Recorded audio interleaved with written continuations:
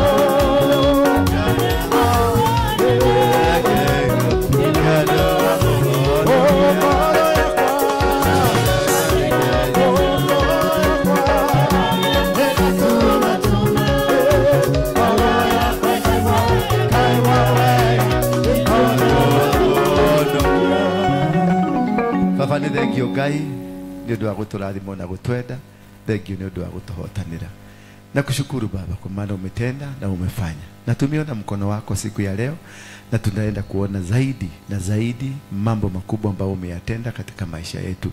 Naomba msamaha wa dhambi zote ambazo tumezitenda kupitia kwa vinywa vyetu, kwa masikio yetu na hata kwa macho yetu na kwa miili yetu. Tutakaze kwa damu ya Yesu Kristo, tukakae kwenye mapenzi yako na tukakae kwenye neema yako. Na ni katika jina la Yesu Kristo naomba na kuamini. Mtu mmoja aseme amina. Amina. Asante sana, unaweza kuketi kwenye kiti chako cha muujiza. Watu wakae vizuri vizuri vizuri vizuri vizuri and tupunguze movements. Na kama kuna kiti iko mbele yako usitake nikuambie, maana nitakwambia na lugha baya na nitakuongelesha kwa Kijaruo, na najua Kijaruo naongeaga matoko. Bwana Yesu asifiwe sana. If there is a seat unoccupied that is in front of you, not unless hauna kichwa mzuri.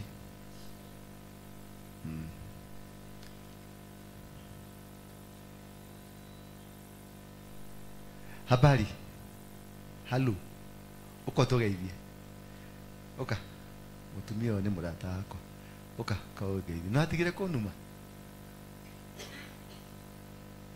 No atigire kunuma. Nduru ratiga. No renda kunuma ringi. Riu kioko nĩ gĩacokire namo. Pio. No athire no ni psychiatric. Kioko nĩ kĩega.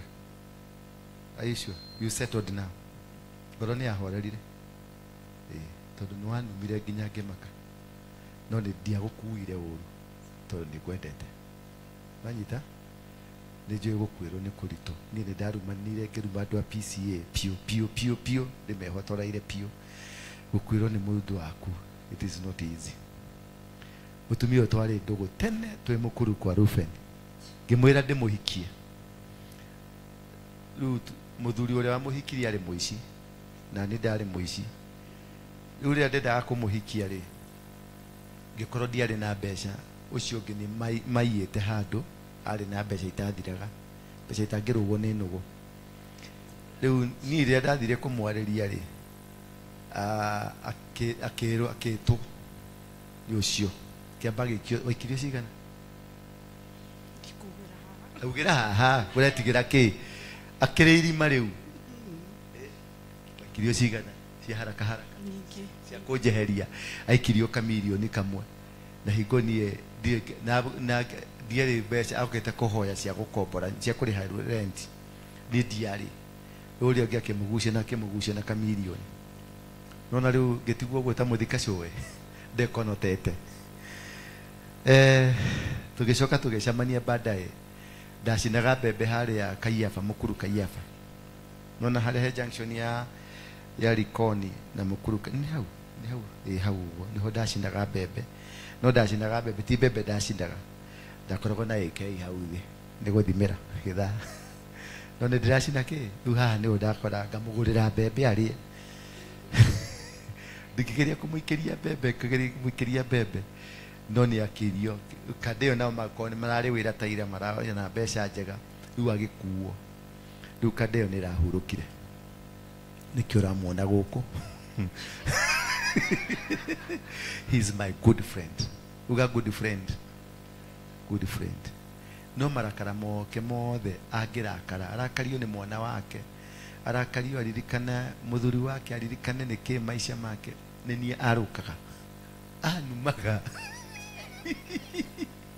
no onanuma ndimwiraga no gwendete I will stand with you I will walk with you I know it is tough ona niyo muthio ni thiaga mucie ngona mami haria komete gaita maithori I know it is tough but take heart no umire gukwa nduini riu ukoka kanitho karuga waigwega karuga ugakena no tige gucoka kuruta mathata na ciana ciaku tondu racita ngui ugacita macaitani maya ugacita maundu moru urio marumaga niguo unumaga riu tucenje ukaga guku ukaruga guku wauma guku gathi ukaigwa guku ngene kuranegenwo ndugathi kuhonoka ugathi ukanegena ukauma hau gathi kwanganga agakwiraria na wende na wende ukauma hau gacaria kwa muiru agakwenderia teri ukauma hau uthiururuke tugo ute na ndugathi gwe commit kundu nwanyita tondu we commit ni ukuingirwo ni ngoma nyingi yani uthiururuke ugacoka gathi riri kundu kwina meshuha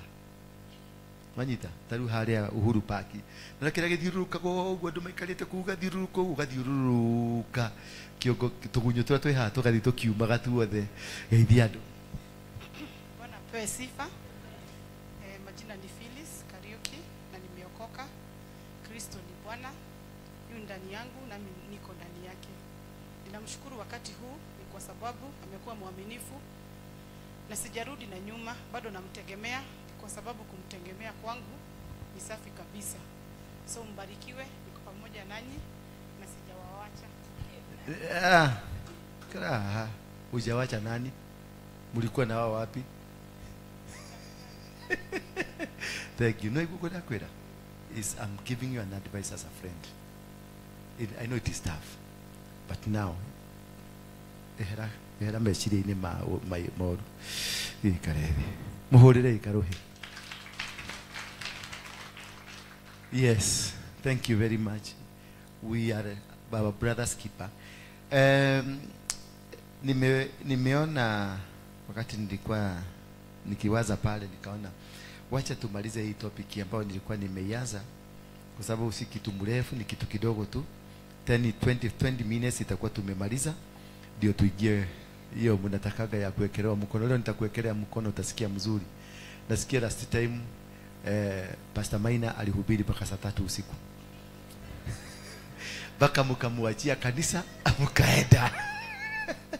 Unajua Pastor Maina ametoka Moro na ni kanisa dogo kule. Sasa ukikuja unajiona pale. Ndio leo na haria na ni uramenya uronwo thi ngima. Rajita. Na wena andu maguthikireirie dingori njega woge kate. Theti kuhunja biu. Ona menda guthi mathie urakionwo. Ni aramenyera na rathi amenyerete maisha ma Nairobi. And kanisa ya Thika iko sawa, iko mzuri. Alimenipigia simu leo ameniambia walikuwa na watu 50 na hajatakasa. Na hajatakasa na akitakasa si tutaenda kulonji. Lakini nisione mtu wa hapa amehamia huko. Nione moja nitakuvuja mguu. Gagokora ku kana jigwe niturekera kamera ku gona gera ndegwa kwa nyumba. No tuthire ithuothe kanitha. Manyita na wako nurenda guthikwo uke kuhe marua tondu nake ndangigwitikiria hawezi kukubalisha. Lazima ukuwe na barua ndio usipeleke aflatoxin huko. Tukae na ugonjwa wetu wapi? Hatutasabasa, tumefuka. Si ndio corona wakati watu waligojeka corona, simila kulifugwa. Ndio isisabaswe. Sasa tumefuka, hakuna kusabasa. Wale manabii na wale wananini wanapelekaka huko, hakuna. Bidhe nwaiwa ndio habari yako, lakini umefuka kama karasiga leo. Umevuka kitaba imekaa kama karasiga. Wale wenye siasa kali. Na siku hizi uko na nini? Siku hizi uko na unakaa kama wewe kabisa. Hallelujah. Amen. Anakaa kama yeye. Sasa tunataka tuangalie, tuko kwenye Jezebel spirit. Our main topic ni gani? What is our main topic? Blood suckers. Wale wananyonyaka damu. So hii ni subtopic ya Jezebel spirit.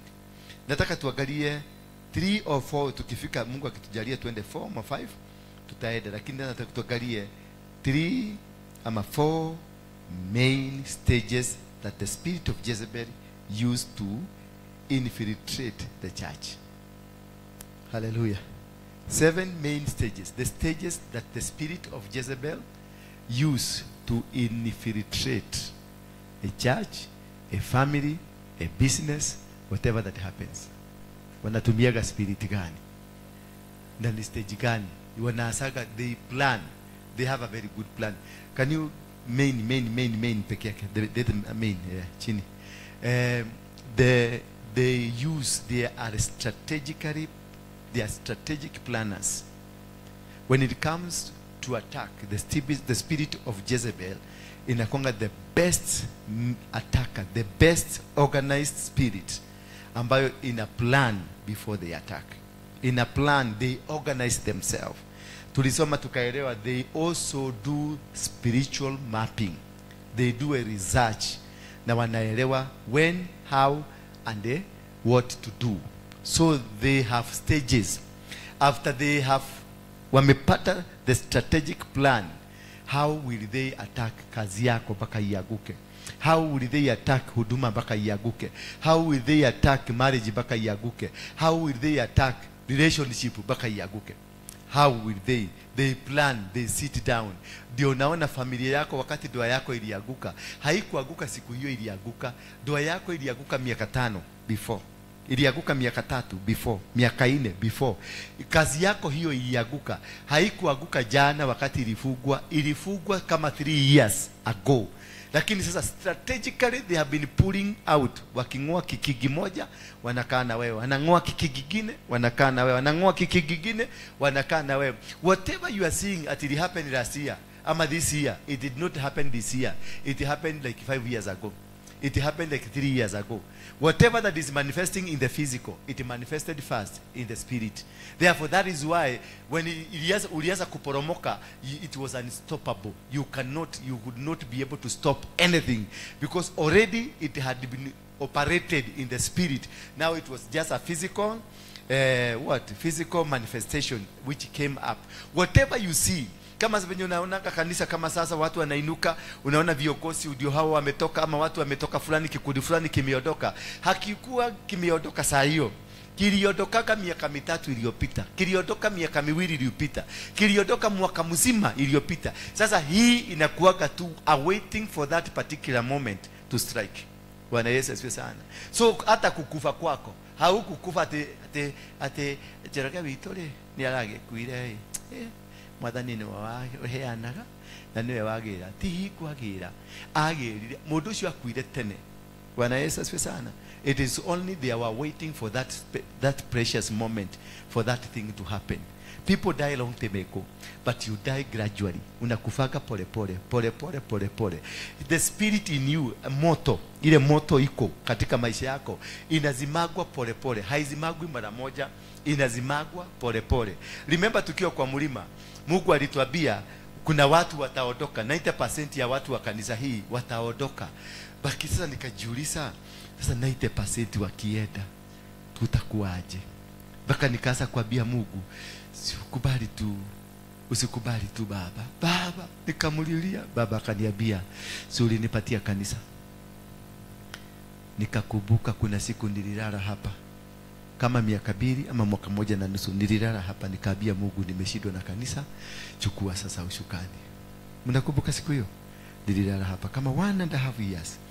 Nikalala nikaambia Mungu, ni daremu. Na ukiona mtu mchungaji amelala chini, it is not a very good sign, but especially for the church. Ukiona amelala chini, anasarenda, anaambia Mungu, sasa it is beyond me, ndikihota leo ne mwadhani, unasarenda. Ukiona mchungaji amesarenda, ama hata mzazi wako uone amelala full kila huko chini, be very cautious. Jaribu sana mrudishe mahusiano haraka kabla action fulani ifanyike. So wakati hiyo nililala hapa nikaambia Mungu, mimi nimeshindwa, maana nilikuwa nimesumbuliwa na majezebelo. Mimi sikuwa najuaga kuna majezebelo, sikuwa najua. Sasa ndio nimeanza kustudy leo nikisofundisha hapa, ndio nimeanza kustudy hoya. Niligogewa hapa, niligogewa. Unajua hata nikifundisha ninakuwa najifundisha. Most of these things I don't know them. Nakujaga kujuilia hapa. So nikajua okay, hiyo kumbe hiyo ndio ilikuwa Jezebel. Kumbe ni Jezebel ilifanya nilale hapa. Kumbe ni Jezebel ilifanya, kuna siku nililala siku 7 huko Gong kwa kichaka. Nilala ndani ya karatasi ya nylon. Siku hiyo baada ya kulala hapa nilienda Gong kulala huko. Siku 7 kwa karatasi ya nylon. Baka nilikuwa nimeanza kuiva kama kurugeka nikio urugari kio ya kulala ke. Na siku hiyo ndio nitoroke kwa hiyo mlima. Kitu sijaiona. Yule siku hata tumeenda mlima, mumeona nyoka? Hatujaiona nyoka. Sasa mahali ninaradaga kulala ni kwa hiyo mlima, na hapo chini mahali nimechimba kama mtaro hivi na igiaga hivi. Sasa nikiwa hapo kama nimelala nimejifunika, nikasikia kitu inatembea, nikasikia hiyo ni nyoka inatembea, lakini sasa nilikuwa nimeweka karatasi imenifuka. Ilipanda kutoka hapa, ikapanda ikaingia kwa mlima, ikapanda ikaenda. Sasa ilikuwa kitu saa 8 saa 9, na hiyo ndio wakati ule naamukaga kuomba. Si kuomba na si kuamuka, nilikaa huko ndani mpaka kwa mchana. Kwa mchana nikachugulia, nikaita yule jamaa tulikuwa naye kuja uangalie, sikumwambia ni nini ndio akuje kama itamshabulia. Sasa ndio nikarudi nikapaki vitu zangu, nikamwambia mwadhani ni ametujibu. Now we can go. Nitawashokerio mahoya. Ndio mweli after 3 days ndio nilimwambia what happened. Na yeye akaniambia alikuwa ameota kuna nyoka ilipita hapo, na ilikuwa na mabawa. Wakati ilipita iliruka ikiwa na mabawa na ikaenda. Sasa nikamuuliza ni nini hiyo.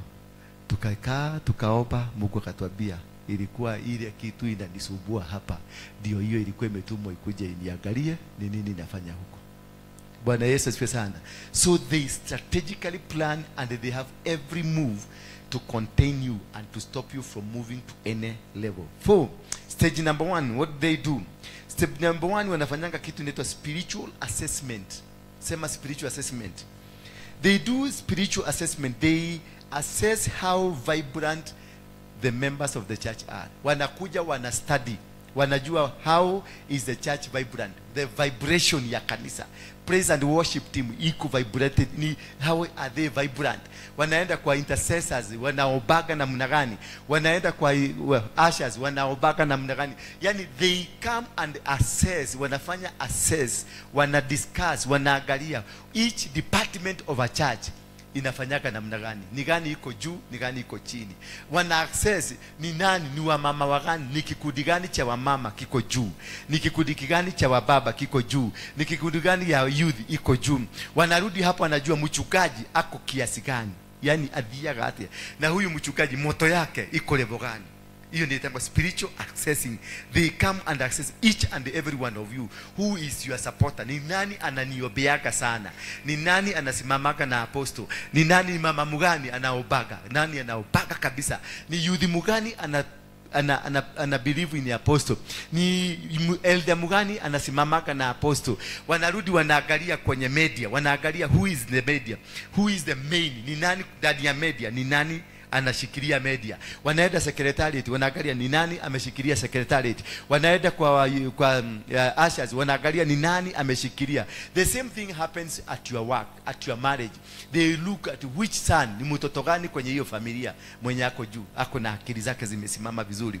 Ni mama anakuwa champion ama ni baba anakuwa champion. Ni hawa watu ni watu wako na mama yao anawaobeaga, wako na baba yao anawaobeaga. They do the assessment, wanaangalia all quarters. Where do you derive your power from? Where do you get your energy from? Where do you get your spiritual backing from? Ni nani anakupatiaga backing?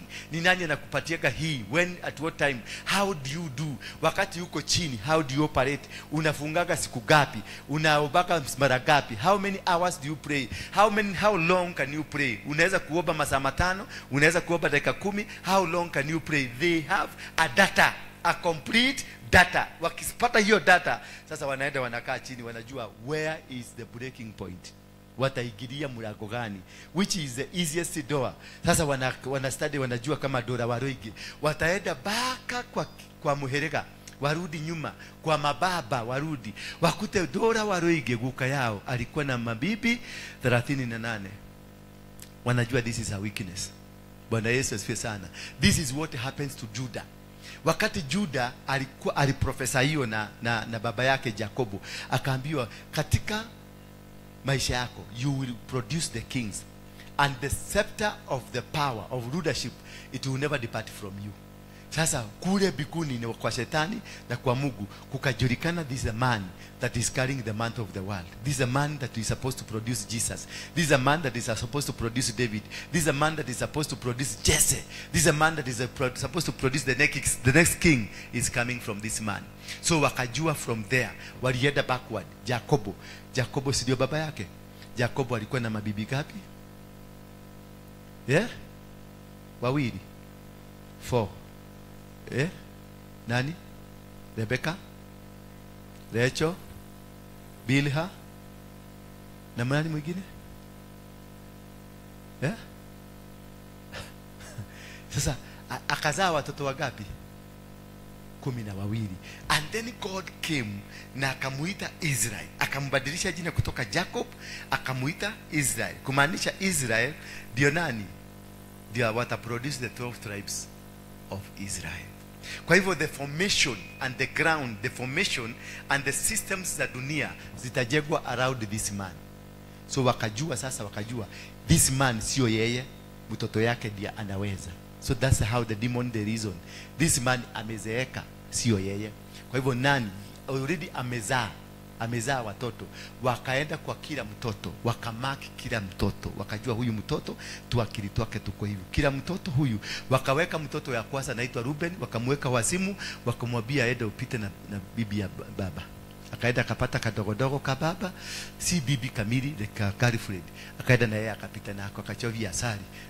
Nalafu wakamake sure baba amejua, wakajua they have dealt with the first son, the firstborn, wakajua wamemshughulikia, wamemwagusha.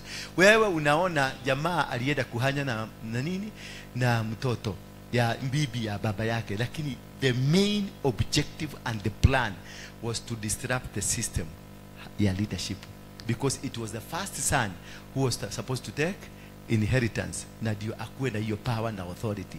Wakajua wamedeal na huyu, ndio mzee akasirike amwachie Kerumi. Na ikakuwa hivyo. Wakaenda kwa sani huyo mwingine, wakaenda kwa Simon na Levi. Simon na Levi naye akarushiwa nini? Hasira.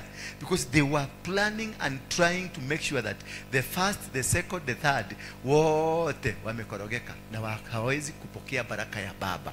Simon na Levi, Juda akawafanya nini? Akawaambia namna gani?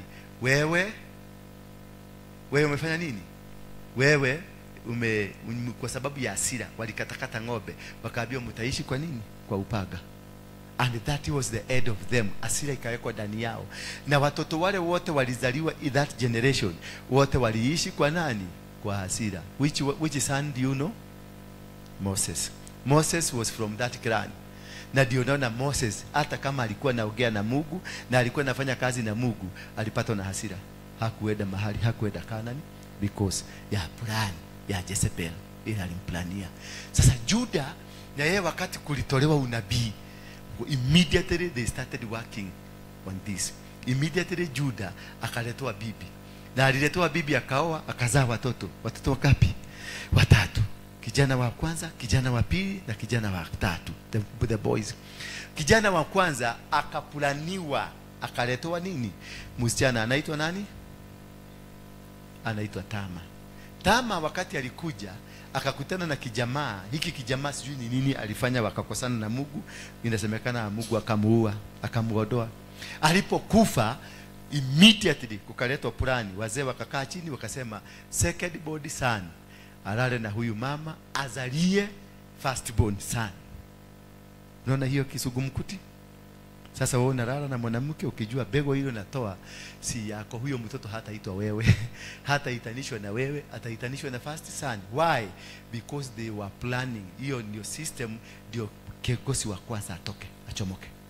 Kwa hivyo azalie the first born son, ndio the first born huyo mtoto atazaliwa, ndio atafanyika mfalme. Ndio ataanza ile system ambayo iliprofesaiwa. The system that was prophesied by Jacob ndio ianze. Kumbe kule na wao wanajua what is happening. So Tama was projected akuwe kwenye hiyo familia strategically, ndio aharibu the system ile ilikuwa prophesied. There are people who will come strategically in your life to make sure they distort the plan of God, to make sure they distort the arrangements of God. Kuna kimama kitakuja ukioe mainly ki distort the plan of God. Kuna kimzee kitakuoa mainly to distort the arrangements of God. Kuna kazi utaajiriwa na ukuwe CEO wa company, kumbe unaondolewa from the plan of God. Unaenda unapatiwa kazi kubwa CEO na unatumwa Ghana, kumbe ulikuwa ukuwe uanzishe safari kwa Mkenya. Unatumwa South Africa, kumbe kazi yako ilikuwa hapa. By the time they remove you from Kenya, unaenda South Africa, ukirudi unakuta kazi yako uliitiwa na hiyo kazi imepotea. Alafu ukisikiliza ya South Africa nao wanasema hawataki makwere kwere, hawataki wa Kenya, hawataki foreigners to manage, hiyo kazi inapotea. Unakuwa umekufia hapo katikati. That is how they do assessment and they plan to know that how do we hit, how do we destroy this person, how do we bring this person down, how do we destroy his infrastructure, how do we destroy his marriage, how do we destroy his business, how do we destroy his future and his career. Bwana Yesu asifiwe sana.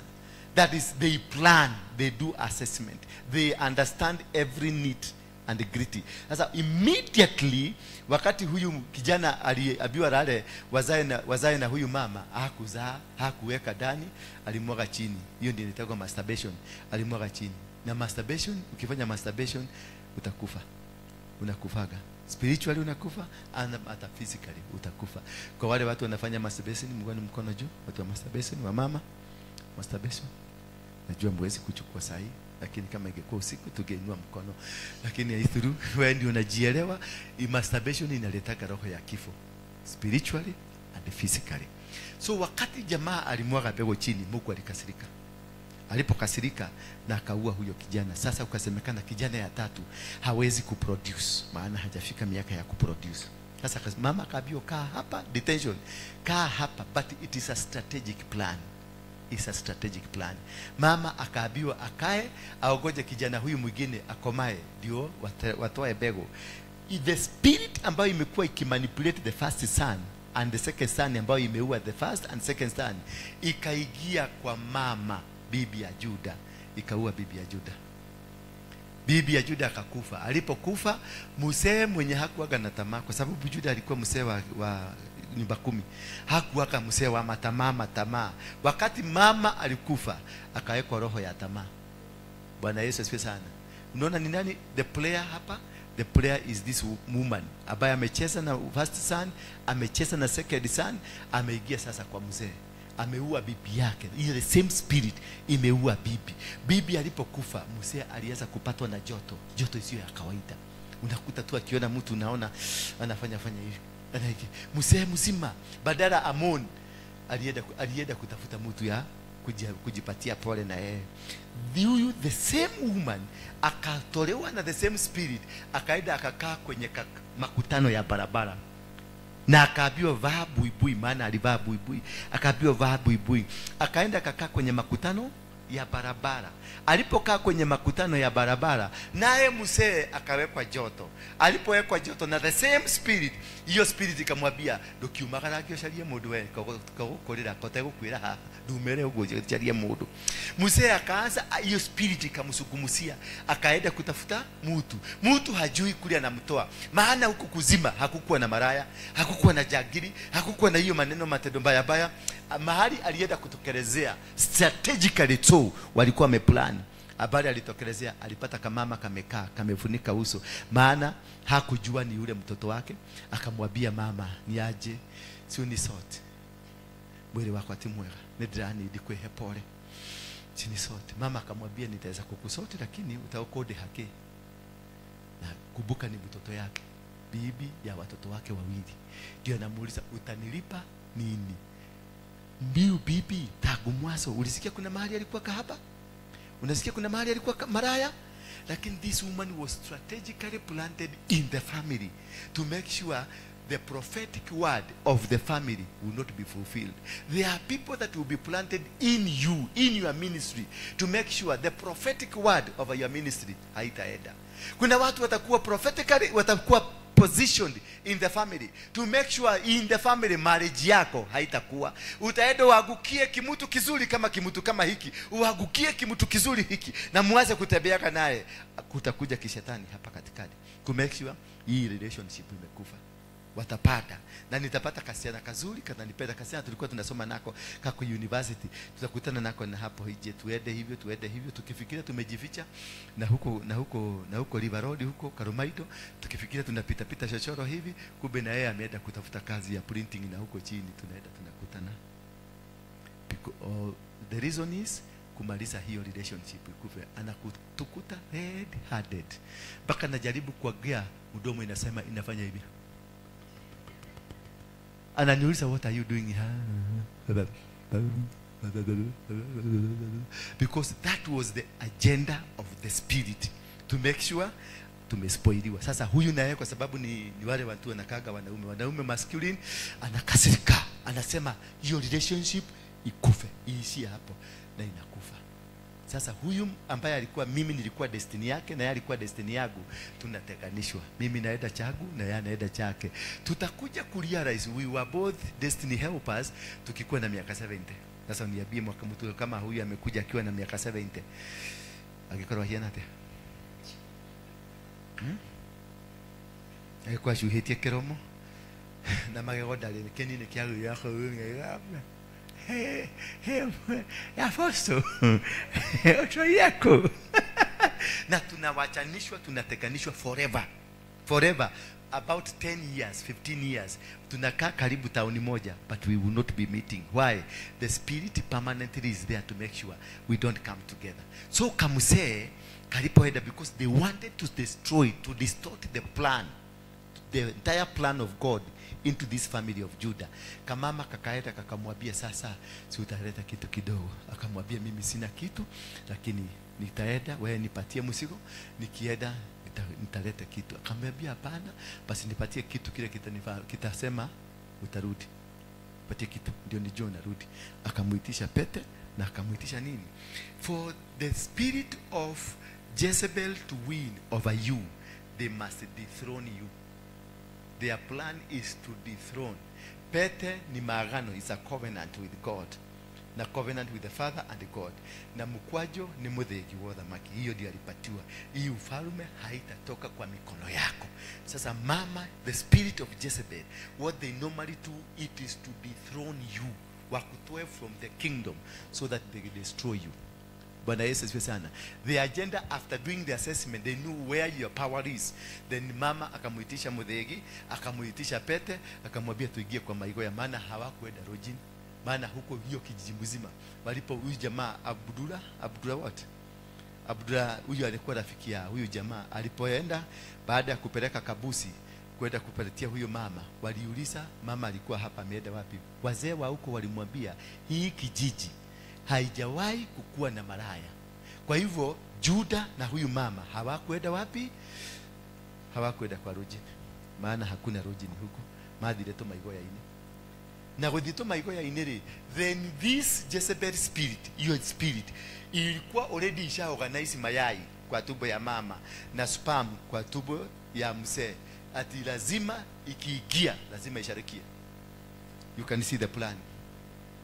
Na immediately mzee akaachilia bego, ikaleta tutoto tuwili. Perez na nani? Perez na nani? Gai. Perez na nani? Na? Karezi, ate Karezi. I can make sure ametoa the seed. So you can see the timing. The timing ya ati huyo mama ameenda na timing ya mayai na timing ya mzee kupata ujoto. Na wakaenda, wakalala kwa Tomaigoya, probably sio kitu mrefu, ni kitu ya sekondi 5. Mzee akatoka. All that. Alafu inamkuja, hiyo mkwajo inakuja kuchomokea wapi? Kwenye kesi. Anaambiwa mwenye hii mkwajo, mwenye hii pete ni nini? Because the entire plan of this woman alipositioniwa in the family to cause a delay of the prophetic word. That is the spirit of the Jezebel. That is how they work. You may be here, unafikiria mambo inaendelea vizuri, lakini mambo inaendelea vizuri. You may be working as a CEO in a company. You may be working as a manager in a company, but you are in the wrong place. They positioned you there to waste your time there. And when your time comes to realize, ushazeeka, they don't need you anymore.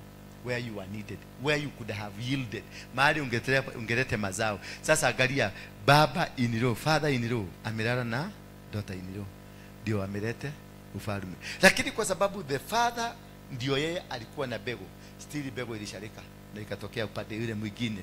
That is how they can only be able to do that by doing assessment, by understanding the codes of the family, by understanding the systems of the family, by understanding every project of the family, by understanding the bloodline of the family, by understanding the prophetic word of the family, by understanding your background, your grandfather, your great-grandfather.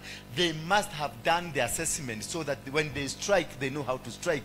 And when they want to get it right, because kamama kalichomolewa kakaenda kwa barabara na baba akachomolewa, and again kwa tubo mayai ilikuwa imetayarishwa both sides ya kujaminate. Immediately maigo ya ine haraka haraka, kwa sababu hiyo ni kitu ya haraka. Mtoto wawili wakakuja. Bwana Yesu ndio wakuwe na kitu kinaitwa spiritual mistake. All the plan of the system hiyo yote ilikuwa inaleta nini? Spiritual mistake. And when you have a spiritual mistake in your life, the spiritual mistake, the punishment of the spiritual mistake that happens in your life, it will take 10 generations, not 5 generations. For you to recover from a spiritual mistake, it will take 10 generations. Sasa ukienda uangalie kitabu ya Genesis, Matthew chapter 1, the genealogy of Jesus Christ, utaona it took 10 good generations for Jesus to come from Judah. Unataka tuthibitishe? Tuwekee Matthew chapter number 1 quickly. And Matthew chapter number 1. Leo mumefaulu, mumetuweka life vizuri. Inaona sasa inaenda vizuri. Ilikuwa na delay. Tutapata? Yes, the book of generation of Jesus Christ, the son of David, the son of Abraham. Tuendelee? Twende haraka haraka. Abraham begot Isaac, and Isaac begot Jacob, and Jacob begot Judah and his brethren. Then, and Judah begot Perez and Zerah. Hao ndio wale watoto wa maigoya ine. Umewaona? Sasa nataka tuanze Judah sasa amezaa. Ngoja mami, rudisha nyuma.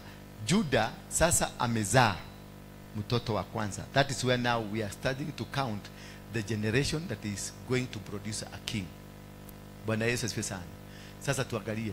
Judah begot Perez and Zerah of Tamar. Perez begot Hezron. Anza tuseme 1. Sema 1.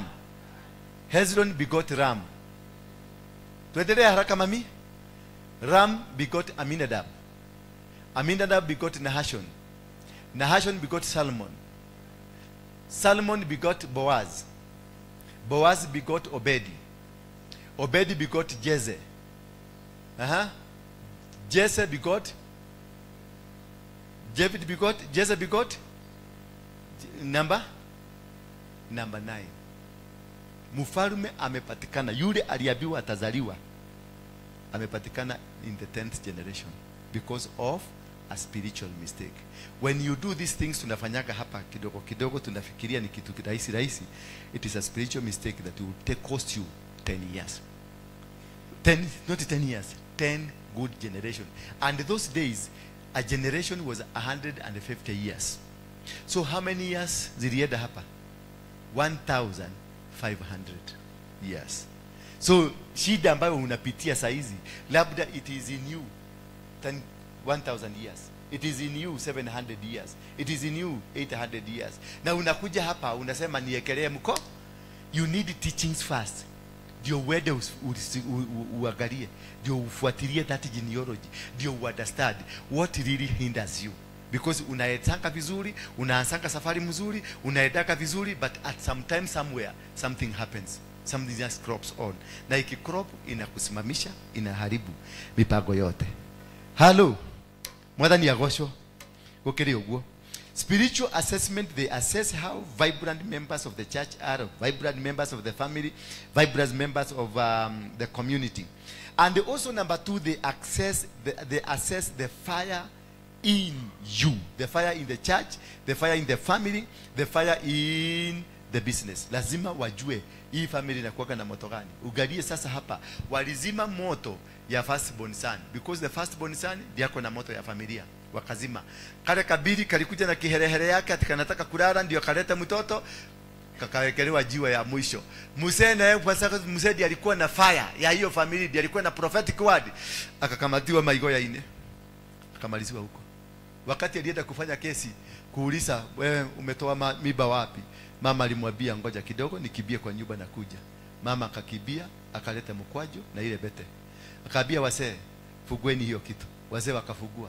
Wakamwambia, akaambia Juda, na Juda ndiye alikuwa chairman wa mkutano, chairman wa judgment. Na walikuwa wamesema mwenye amefanya hii na huyu mama wote wachijwe.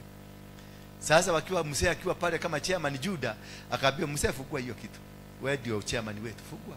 Mzee alipofugua tu akaona ni ile fibo yake. Mama akamwambia mwenye hiyo fibo ndio mwenye hii. Unaona sasa intentional destruction ya kutaka kuharibu the system na mugabo wa Ngai na the plan of God. That is how you are removed from the plan of God by the spirit of Jezebel. They assessed you, wakajua how powerful you are, how strong you are, how intelligent you are, how educated you are, how systematically heaven inakujua namna gani, bigu inakutabua aje. Hiyo yote wana access, wanajua, wanakumalisia. Wakati Gideon alienda kusema ati hawezi, hii hawezi, muherega yao ni kidogo, yeye ni lastborn, Abiasari awache kulala, ni Jezebel anamsugumusia. Sasa wakati huo, wakati Gideon anaenda kwa anaambiwa ya kwamba wewe ni mtu anakupigana, bigu ilikuja na ikasimama. Ikamuita nani? Ilimuita nani? Man of valor. Bigu inakujua, you are a man of valor. But hapa duniani wewe na dunia unajidhabua kama kiguoya. Alikuwa nakaa kwa cave. But heavens kule registration ya heaven, huyu mtu anajulikana ni tajiri. Huyu mtu anajulikana ako na mke, kama sasa sisi ambao hatuna wake hapa. Biguni inatujua tuko na wao. Wale ambao hawana wazee kama Magdalene, bigu inajua, bigu inatabua huyu mtu ako na mtu. Wale watu hawana kagari, bigu inajua uko na kagari. Hawa watu hana biashara, bigu inajua uko na kagari. Lakini hapa unaopaka chakula. Sasa you can see the manipulation of the Jezebel spirit, how they are manipulative and how dangerous they can be. Therefore, the motive of this is to check how easy is it to destroy you. Hii mambo yote wamefanya ni kujua how is it easy. Na ndio naona mpaka Yesu wakati amezaliwa amekuja, ugalia David kwanza alifukuzwa kwao, alikataliwa na familia. Ukiangalia Yesu venye alikuja, na yeye pia alienda kufichwa wapi? Alienda kufichwa Egypt. Na alipokuja kwenda kwa mto, kutembea kwa mto, ukiangalia life yote ya Yesu alikuwa amesukukwa na wanawake, TDH. Alikuwa na Martha, alikuwa na nani? Elizabeth, wote mpaka walikuwa napigana vita kwa sababu ya Yesu. Kumbuka Yesu akirudi kwenda kufufua Lazaro, alikuwa anaenda kufufua Lazaro kwa sababu ni rafiki wa nani? Wa Martha. Kwa hivyo ni mtu alikuwa pia ni wa matidihe, wa matidihechi. Kwa hivyo matidihechi haikuanza hapa. Bwana Yesu asifiwe sana. Ni venye una handle matidihechi, venye una handle, because wako na wataishi na watakuwa. Hata niondoke watakuwa, wataendelea. Kwa hivyo wewe vumilia tu, tuendelee. Yesu alivumilia. Baka huyu TDH moja alikuja akafukuza wengine wote, akabaki na yeye. Huyu mama wa mto, huyu maraya. Huyu Yesu alimwambia unaninyima maji, koroa amenya, niliguete maema moyo. Na wakatoka hapo, kutoka siku hiyo hawakuachana. Huyu mama mpaka kaenda akauza vitu zake zote, akanunua mafuta expensive, maana alitabua ile kitu iko ndani ya huyu mtu. Na akaenda akaanza kusema nitakufanya massage. Akaanza kumfanya massage na nywele. I wish naweza pata mtu anaweza kunifanya massage na nywele. Sasa alianza kumfanya massage na nywele, akamsha kuko. Na unajua Yesu alikuwa anavaa kajo. Sasa mama akaingiza kichwa hapa ndani, akaanza kusugua. Paka Juda akasema, "Wewe, wakutama yaneto ugedia wewe heria wana." Alikuwa anaondoa mama male alikuwa anaelekea. It was not in a good position. Ndarolete hado hega. Yake mwana Juda kama hii tunahitaji majuda wanakuaga wengi. Majuda ni wazuri, wanaokoleaga. Maana mahali mama alikuwa, maana Yesu hakukomplain, alikuwa amenyorosa mguu mzuri na amenyorosa mguu ingine mzuri, mafuta inapakwa tu ikipada. Na huyu mtu amevaa kajo, na unajua siku hiyo walikuwa nakaa kama mugeke, hawakuwa navaa hada wewe. Mwadhani ya gosho. Ikabidi Juda aseme mafuta ina nini? Alishika mama, akatoa mama. Kwa nini? Watoka, mafuta hii tunaweza kuuza, tutekeleze pesa mingi. Si hao ni wale walikuwa nakata samaki, wanatoa pesa ndani kwa mdomo ya samaki, tubo ya samaki. They knew they didn't have a problem with money. To get money was easy, but because this woman was heading. Na unajua Yesu ni wa muherega gani? Ya hii maneno. Ya Juda, ya hii maneno. Ndio nawaambia hata mimi mnanisamehea sana kwa sababu nimetoka kwa hiyo muhere. Sasa wakinisaraudi hapa, wachanani na wao, they are at home, wako kwao. As long as sigusi kitu, wako kwao na wanafurahia. Teiko mahora. Matidi hechi kaeni mwemoshi. Tuegeshagi. Stage number 2. Hiyo tumeona stage number 1, they know how to assess. Stage number 2, they infiltrate. They do what? Stage 2. After doing the assessment, they do infiltration. They infiltrate the leadership. Tutaipata hiyo kwenye kitabu cha 1 Kings chapter number 19 from 1 to 3. Hiyo ingine tumesoma about the assessment, tutaipata katika kitabu cha Revelation 2:19 to 25. Sasa tuingie 1 King chapter 19 1 to 3. If you want to scatter the sheep, scatter the shepherd. Bwana Yesu asifiwe sana. So they will come and infiltrate the leadership. Ile kitu watafanya study hapa kwanza ni kujua who is the leader. Ni nani kiongozi wa secretariat, ni nani kiongozi wa press team, ni nani. Sasa wata make sure they wame capture the entire system of the leadership. Wanaingia ndani ya secretariat, wana capture. Wanaingia kwa press team, wana capture. Wanaingia kwa intercession, wana capture. Sasa ndio wakicapture hiyo, wata capture mdosi. Wakicapture mdosi, wameikoka kichwa, the sheep will be scattered. Ndio uliona juzi wenye walikuwa wamejipanga na wamepaga mipago iliyokuwa imekamilika na ikakamilika. Viongozi hapa wakaambiana sadi hatuendi kanisa because they want to scatter the sheep. Na wakaambiana sasa tutengeneze kaskado, tuachilie huyu mtu kaskado hako ndio tutatumia kuscatter the sheep. Hallelujah. Waliweza? Hawakuweza. Sasa ndio walikuwa wanaanza kutumia Magdalene to message to a Bible, wanatumia my sister hapa to message to a Bible, wanatumia kwa sababu wameshindwa ile karaini walikuwa wamepita. Sasa wana divert, wanaanza kukuambia wanataka kutengeneza urafiki naza wa kuattack na njia nyingine, wa kuattack na system nyingine. Bwana Yesu asifiwe sana. Wakati nilienda kwa DCI nikaangalia hiyo ka network, ilikuwa network baka ya watu naweza kushinda baka huyu alikuwa hapo mpaka huyu. Sasa nikatolewa hii masugumuso, nikatolewa tukasikiliza. Ni marafiki zangu wanakuaga huko, nikasikiza kai na huyu natumana aketokulianagira nake huyu taigwa ole rauga kumbe ni the spirit of Jezebel manipulation, wameinfiltrate, walikuja mpaka wakainfiltrate, wakaingia ndani, wakapasua kutoka ndani. That is how they will infiltrate your husband, they will infiltrate your wife, they will infiltrate the business you are doing, they will infiltrate the ministry we are in, you will every place you are. Wakiingia ndani, sasa wanaanza kuipanua so that to scatter the sheep. The shepherd akimalizwa, they scatter the sheep. And that was the intention.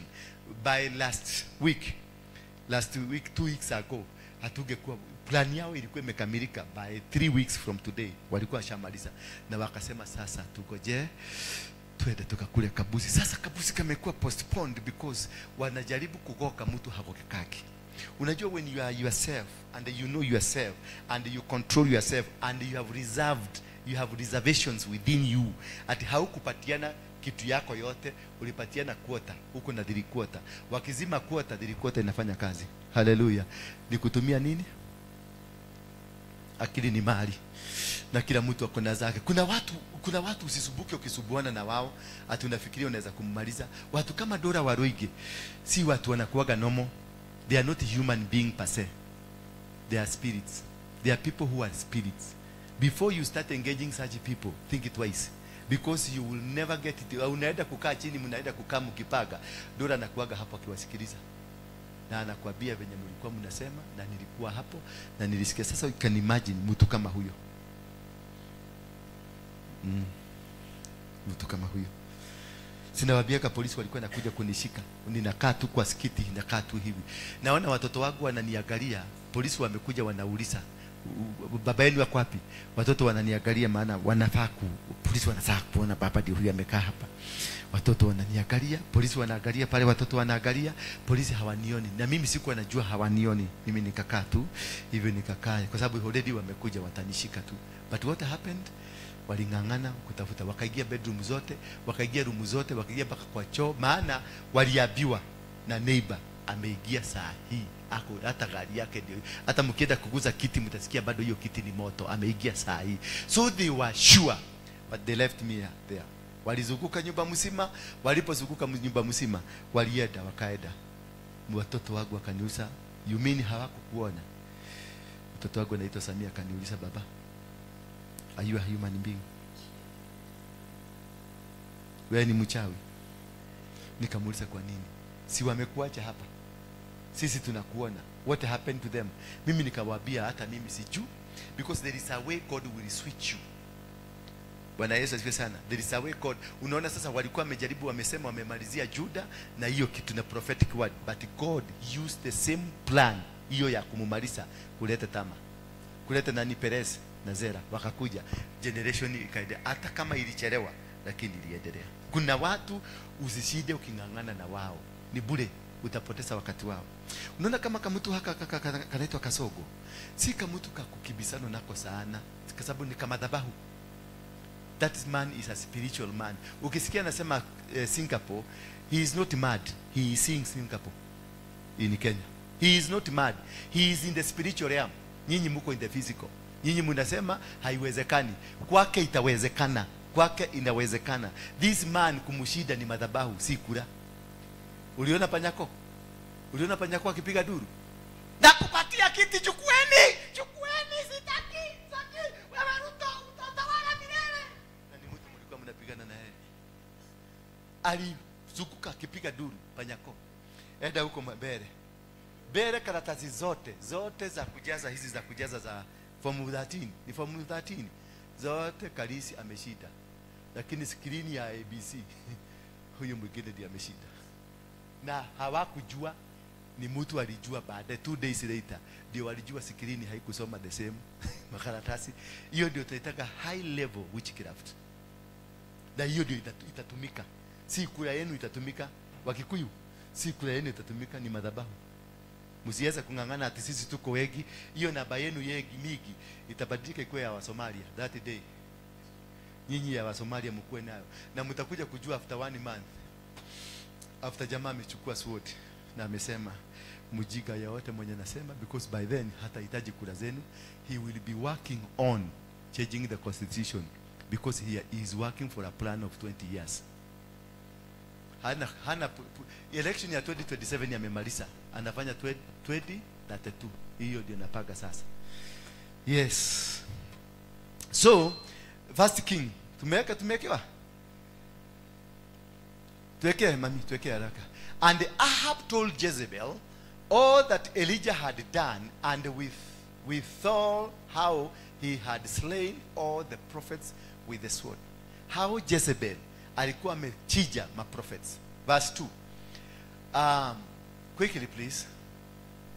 Then Jezebel sent a messenger unto Elijah, saying, so let the gods do to me, and more also, if I make not thy life as the life of one of them by tomorrow about this time. Verse 3. And when he saw that, he arose and went for his life, and came to Beersheba, which belongeth to Judah, and left his servant there. Belongeth to who? Kubuka kule. The spirit Judah imekuja tena hapa Judah, which belongeth to Judah. The same spirit, it keeps following you. It keeps manifesting wherever you go at a particular stage. Hii spirit ya Jezebel inakujaga at a particular stage when you are about to get into your destiny. Haikujagi ofyo ofyo, haikujagi when you are not there. Until you are about to get into your destiny, ndio ina manifest na inakugoga. Verse 4 please. But he himself went a day journey into the wilderness, and came and sat down under juniper tree, and he requested for himself that he might die, and said, it is enough now, O Jehovah, take away my life, for I am not better than my fathers. Umeona sasa, imekosa mpaka Elijah amesadada life yake because of huyu spirit ya Jezebel. Ina cause unafika hapo, unaingia kwa hiyo ofisi ya Dora, mpaka unakuta Dora amejishika hivi, anashindwa, anaona nikafa angekufa, afadhali angekufa badala ya kuona mateso ambayo anateswa hapa na watu ambao si hata sister zake, si brother zake, si watu hata si watu mnasaidiana, lakini wamekutesa na Mungu anasema kaa tu hapo. Wanakufinya na Mungu anasema kaa tu hapo. Unakuta mtu kama Bidhe ndio huyo, anachokora na kuchokora na kuchokora na kuchokora. Na Bidhe ni Mkamba, mimi ni Mkikuyu. Na Mungu bado mwambia nabii Mungu usiotoe Bidhe. Mwambia Bidhe ni wangu na kanisa ni yangu na wewe ni wangu. Endeni mkae pamoja. Sasa Mungu anakuzima wapi? Hapo. Kwa sababu kuna kitu inafanyika katika maisha yako. They infiltrate. Once they infiltrate, wanakusuguka, wanakuchokora, wanakusugua until you surrender either to the devil. Angalia huyu alikuwa anasema afadhali nikufe. It is too much. This is unbearable. Let me get out of this life. But God still akamwambia wetire kodoradi. Hallelujah. Wetire kodoradi. Hallelujah. So if you want to scatter the sheep, scatter the shepherd. They will always want to find out the strength, what they normally look at. Wanaangaliaga vitu mingi sana. Kama sasa ni mchungaji kama mimi, wanaangalia mambo ya marriage. Ndio scatter that leader, they get into the marriage first. Do you have a wife? And how strong is your wife? Is your wife an intercessor? They have to know that how best can you be, or how can they be able to destroy you? Do you have any backup? So they look into the marriage. Number 2, they get deeper to know your spiritual life.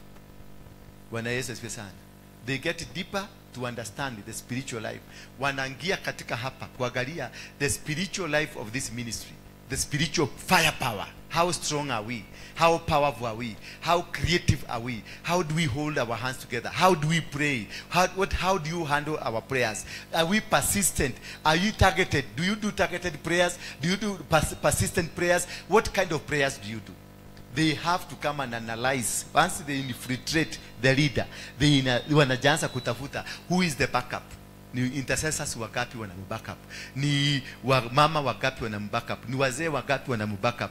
Na how strong, how frequent are they? How much wanaobaka namna gani? Kama ni kufika kwa sacrifices, wanatoaka sacrifices namna gani? Kama ni kutoa offering, is the church itself strong? Do they give their tithes? Do they give their offering? Do they support the kazi ya Mungu? Are you here because you just come here to be seen, or you are here to support the work of God? How unakuwaga wakorogaji ni wagapi? Maana pia wakorogaji ni very important. Wanajuaga wakorogaji ni wagapi ndio watumike into that work yao. Wanajua mkorogaji ni moja ni nani, wanajua mkoroga mwingine ni nani, mkoroga mwingine ni nani, mkoroga mwingine ni gani. Sasa how ndio watatumika kukuleta mkorogo hiyo ikiingia inaingia kama kile kilori kia simiti kinaendeka kikisukuka. Unakuta ministry inasukuka inakorogwa pole pole. Wakati itakuja kumwagwa mkorogo, daraja inajengeka na maisha inaendelea hivyo. Bwana Yesu asifiwe sana. Now, number 3, they look at the charismatic moves of the leader. How is he charismatic? How is he able to organize? How is he able to strategize? Tukimugoga hivi anafanyaga namna gani? Tukimugoga hivi anafanyaga namna gani? Ndio unaonaga mimi wakinigogea hapa mtanikuta padi hii nimepanga kitu kingine. Mnauliza hii kitu ilipagwa saa ngapi? Because I have the charismatic move to make things work. Ukigoga padi hii utanigogea hapa, utanikuta kwa ile mlango mwingine niko na kitu kingine ninafanya, mnashaka mnashindwa. Akuri adile ko afa gireli, because I have that discerning power to know they have planned, and now I want to move out. And this is how men in our families, like husband in our families, that is how they can be used by the Jezebel. And because you don't have the power to be able to discern, munaanza kazi munagogwa, you are not able to discern. Mulisa watoto, muko na watoto, but watoto walichukuliwa kitambo. You are not able to discern. Mtoto amechukuliwa. Sasa unakutaka unakuwa na mtoto alienda kitambo, anakaaga ya Australia, body ndio unaonaga hapa. Na akiwa Australia unasikia ni mfalme katika ulimwengu ya maji. Hallelujah. Bwana Yesu asifiwe sana. They also look at the primary anointing authority. The primary anointing authority. What kind of an authority do you have? Bwana Yesu asifiwe. Do you have a kingly anointing? Priestly anointing? What kind of an anointing you have? They look at the primary. And the primary is, where is the source of your anointing? What is the backup of the anointing you have?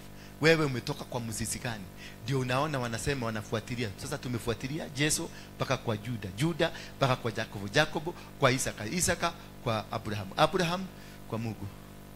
They look at that your strategy, the firepower in the family.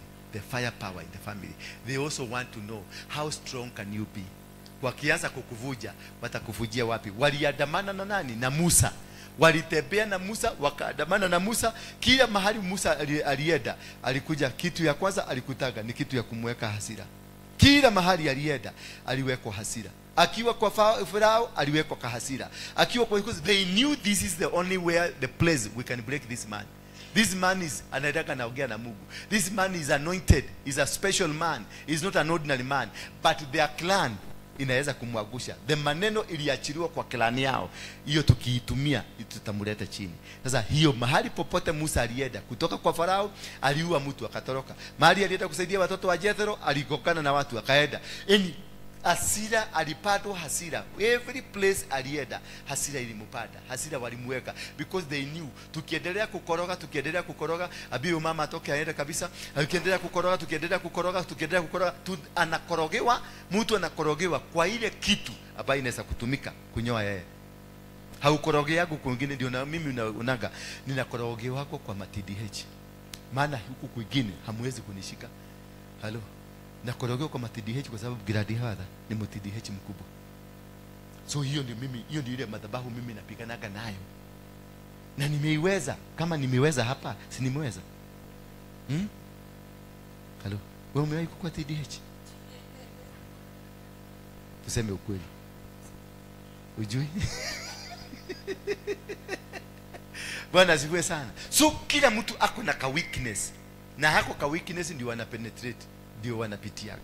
Na wakipitia hiyo wakikuta wakati ya vulnerable wakashike. Sasa Musa walimutaimu wakamutaimu mpaka wakati ametoka kwa Mungu, amebeba madhani, wakamwambia ripoti baya, akakasirika. wakamwalisia yeye, watakutime until they capture you. They will time you until they pin you down. That is the plan, the Jezebel they have. Tuende kwa ya mwisho ambayo kwa leo tufike hiyo ya mwisho, ndio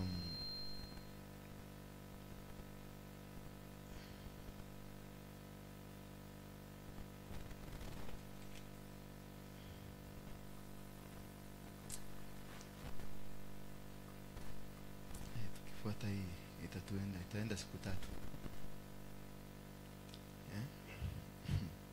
Hii ni mrefu sana, tuachane nayo.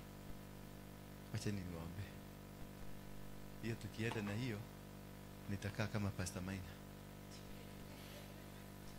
Bwana Yesu asifiwe sana. Tumepata zingapi? Hizo zingine nitawafundisha Sunday ama Wednesday. Mkuja Wednesday. Let's kujeni Wednesday tuinue ministry ya Wednesday. Si ndio? Si ndio? Kujeni Wednesday tuinue ministry ya Wednesday. Ndio ikuwe kubwa. Imeanza, imekuwa mzuri, tuinue kabisa mpaka isimame vizuri. Na tulikuwa na kirosho mzuri, our team hapa walileta waimbaji wengine wengi, and it was very powerful. Mkiitwa mnakuja. It is not for our benefit, it is for your benefit. Kuna mapepo mengine inatokaka through praise. Kuna mapepo mengine inatokaka through fasting. Kuna ingine inatokaka through kukesha. Kuna ingine inatoka inakuja. There are different types ya mapepo, na kuna pepo zinatokanga ukifanya kitu fulani. Kuna pepo inatokanga ukitoa dhabihu. Kuna pepo hata ukitoa dhabihu haitoki mpaka ufast. Na kuna pepo haitatoka mpaka ukue kwa worship, mpaka uibe, mpaka kinubi. Unaona mtu anaitwa Saulo ilibidi aitue mtu wa kuiba. Alikuwa na madaktari wote, mpaka wagaga walikuwa on his side. Lakini ilisemekana lazima atafutiwe mtu mwenye anajua nini kuiba. Ndio hiyo demon, kwa sababu hiyo demon inasikianga kinubi peke yake. Alipokuja akaweka wadede, wetako atia, tetako wadede. Bwana Yesu asifiwe sana. Akaweka kinanda, akaweka kamata kitu. Mzee anaitwa Saulo akapona. Halo. So kuna vitu ambavyo lazima ufuatilie strategic plan yayo, na ndio uweze kuelewa na kujua. Kwa hivyo understand the weakness that is in you. Understand ile kitu wanaweza kutumia, kajia kale wanaweza kutumia. Hako kajia siri tikafuge. Ukikafuga they will not be able to attack you. Bwana Yesu asifiwe sana. Na ndio unaonanga na discourage mtu vitu zingi. Kama sasa huyu mama huyu najaribu kumdiscourage from the sun, because huyu ndiye ameharibu sani yake. Sani yake amekuwa sasa ni subua kwako. Bwana Yesu asifiwe sana. Sasa sani tunamsaidiaga, wewe unamrudisha kwa matope. Tunamsaidia, unamrudisha kwa matope. Na hiyo ndio tag ile shetani anatumia kuharibu akili yako. When you are planning now to settle, to plan to do something, kakijana kako ndio kanagorokaga. Unakahurumia. Kanakuja kamekwa kwa magumi ya mdomo, baka unakasikiria huruma. Na kalikoko tu gumi moja, sasa unaanza kulia. Wewe kujua kila muada. Ile plan yote ulikuwa umepaga inaaguka.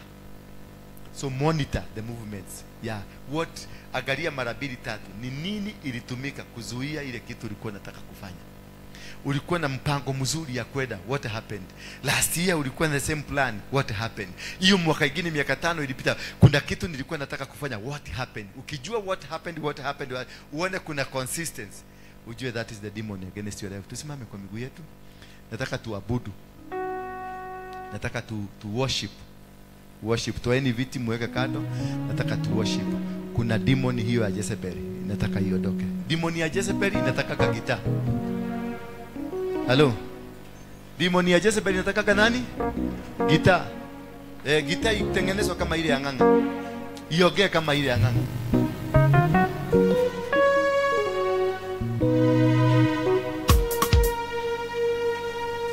Where is your friend? Mpatie mic.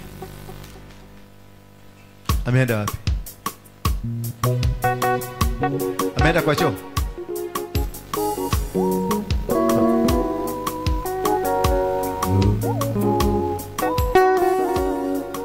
Alafu tukuje hapa mbele sisi zote. Ile demoni yoyote imekuwa ikikusumbua, tuta worship na itaondoka. Na choo sasa watu wasiende choo. Najua wanaendaka choo kuleta hizo vitu. Ukahaha wewe. Kuja hapa. Ama nikwambie lia na uende. Leta hizo vitu zako hapa. Leta.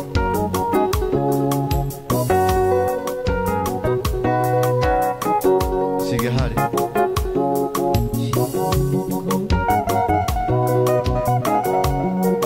Kujeni hapa.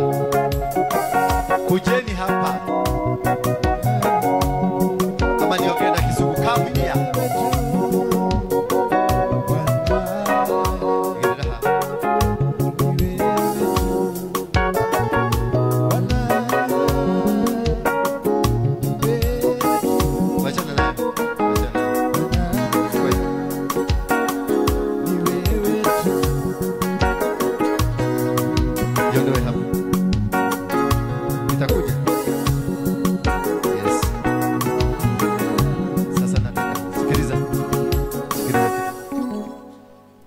Leo nataka wewe ndio unajipeleka mbele za Mungu. Wewe ndio unajifanya deliverance. The demon we are discussing today inaitakaga gita. Sasa wewe usiibe mwenye gita yako. Wewe ujipeleke mbele za Mungu, ulilie Mungu. Ujinasue, ujifuguanishe kutoka na mapepo ya yote ile. The Jezebel spirit that has costed your life, that has costed your marriage, that has costed your business, that has costed your husband, that has costed your wife. This spirit is so powerful. Lakini tukiiba vizuri. Mami kuja, leta hiyo macho hapa. Kuja hapa. Kuja hapa. Kwani uko na kuja hapa. Usimama hapa. Lugama haha. Tadora. Wacha kushika watu. Kuja hapa. Kuja. Come here.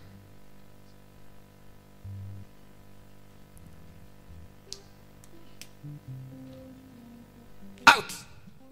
Out. Out. Kujeni hapa. Karibia hapa. Sasa ujipeleke mbele za Mungu. Ungangane ulilie Mungu kabisa. Uende deeper. I know you have never gone deeper. You go deeper, you sink deeper. Na hiyo mtu mioyo. Na ndoke hali ya ushini hako. Ohoyo mode. Kiuge kiugiane gewodiro mode. Nanyita? Madhado kudogo shoka kuona ikurege. Kile kilikulete hapa leo ni the spirit of Jezebel. Na lazima atatoka. So worship mami. Wewe worship. Yes.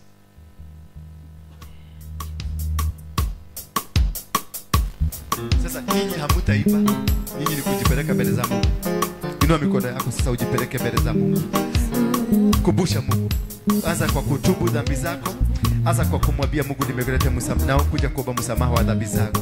Dhambi ambazo nilitenda kwa makusudio, dhambi nilitenda bila makusudio, dhambi ambazo zimefanyika kwenye familia yangu, dhambi ambazo zimefanyika katika maisha yangu. Mwambie tu Mungu nakuomba msamaha leo. Nifungue kutokana na ulevi. Nifungue kutokana na usherati. Nifungue kutokana na laana. Nifungue kutokana na mikosi. Nifungue kutokana na maneno ya familia. Nifungue kutokana na nguzo za kifamilia. The pillars za kifamilia.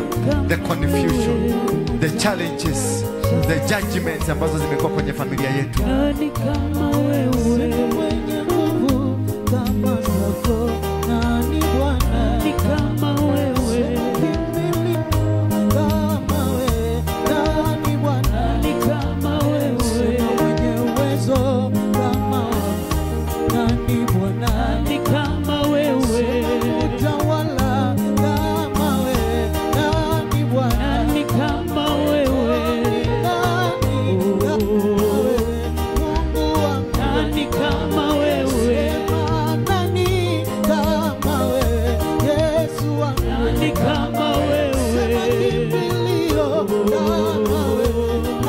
Mbele za Mungu. Pigana. Jitetee mbele za Mungu. Jitetee mbele za Mungu.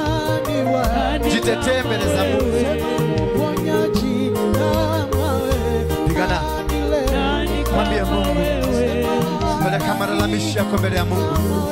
Nenda kwenye mahakama ya mbinguni. Go to the court of heaven. Present your case. Present your case in the court of heaven. Mwambie Mungu. Najua familia yetu ni ya usherati. Mungu, najua familia yetu wanakufanga premature death. Mwambie Mungu, tumejaribu kuinuka kiuchumi, uchumi wetu haukui. Mwambie Mungu, baba yetu alifika kiwango fulani, na sisi tumejaribu kupita kiwango kile, tumeshindwa. Mwambie Mungu,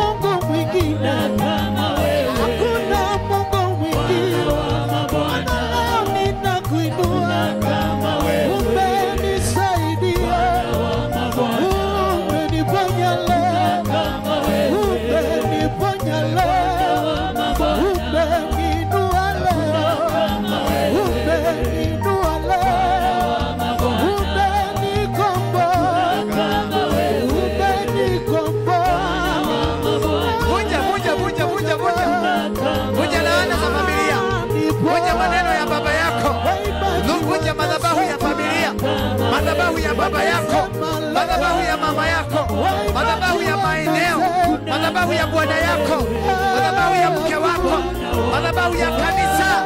Kuna baba mwingine kaungana na malaika, wasema kuna kaungana na maserafi, wasema kuna maroho yote, sambaratisha kazi zao, sambaratisha kazi zao, sambaratisha mipango yao, sambaratisha nia zao, sambaratisha, sambaratisha, sambaratisha, haribu minara, haribu madhabahu yao, haribu, angusha yote.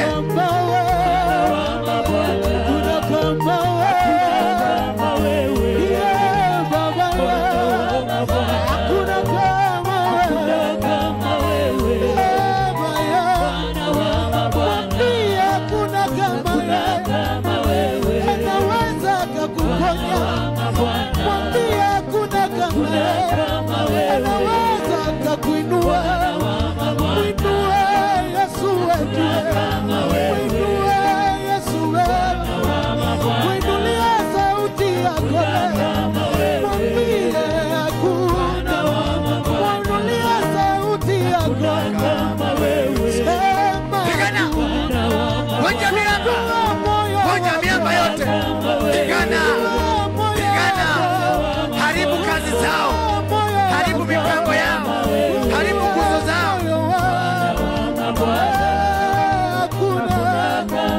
Unachotaka nacho, unachotaka kunacho, yeye nafungula, yeye nafungula kama wewe. Chotu Bwana wa mabwana, tunakuinua kama wewe. Tunasema kuna Bwana, tunakuimbia kama wewe. Tunasema kuna Bwana, tunakuinua kama wewe. Hakuna kama wewe, hakuna kama wewe, hakuna kama wewe, hakuna. Hallelujah, Hosanna, Hallelujah, Hosanna, Hallelujah, Hosanna, Hallelujah, Hosanna. Endelea kuomba. Break every covenant, break every power, break every chain, break every power, break every authority. Vunja every authority against your life. Hallelujah, Hosanna, Hallelujah, Hosanna.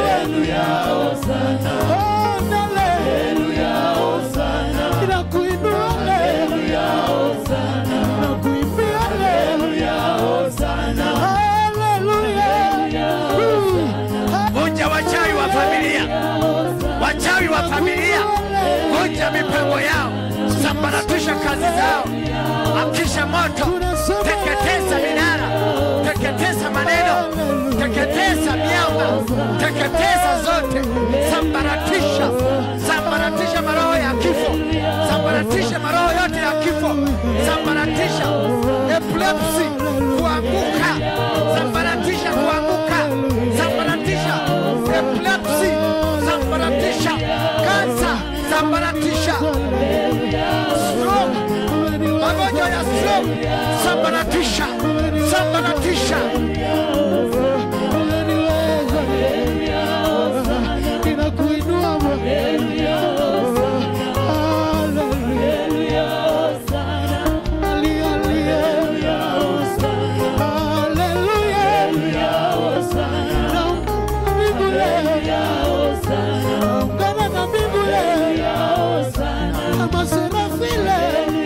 Kamata anga ya wachawi, kamata anga ya wachawi, kamata anga ya wachawi, kamata anga zao, kamata mipango yao, kamata hiyo arrest wachawi, kamata wachawi, kamata wachawi, kamata wachawi, kamata wachawi, wachawi wa familia, wachawi ya kazi yako, kamata.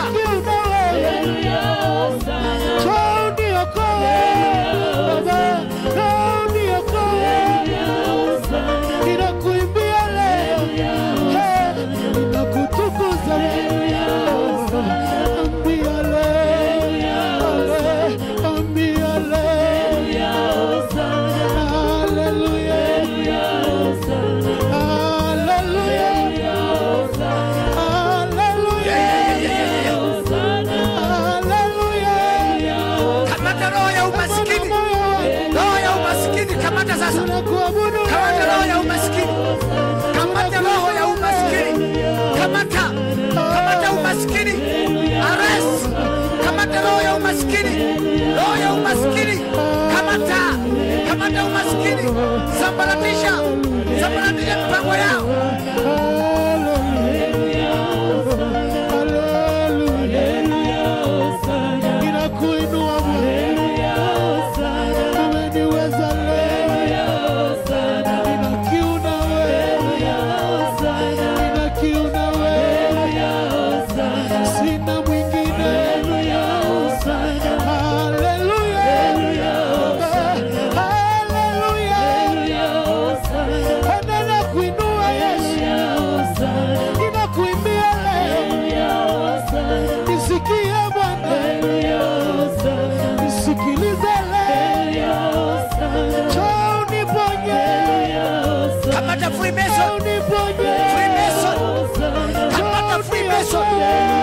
Kamata Freemason.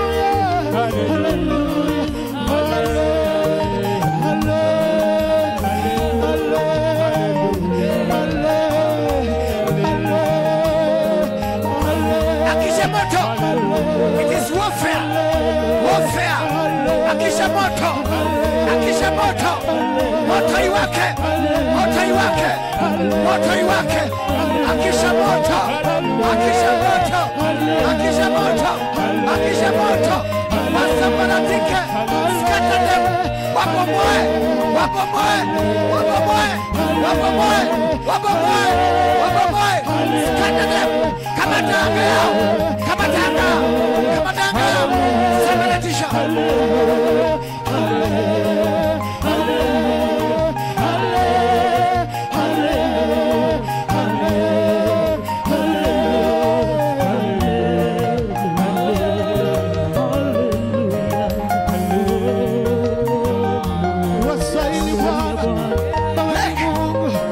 Vunja maagano sasa, vunja maagano ya familia, vunja maagano, vunja maagano ya familia, vunja kabisa, sambaratisha maagano ya kifamilia, sambaratisha maagano ile ulifanya na your boyfriend, ile ulifanya na watu marafiki, vunja maagano yote, vunja.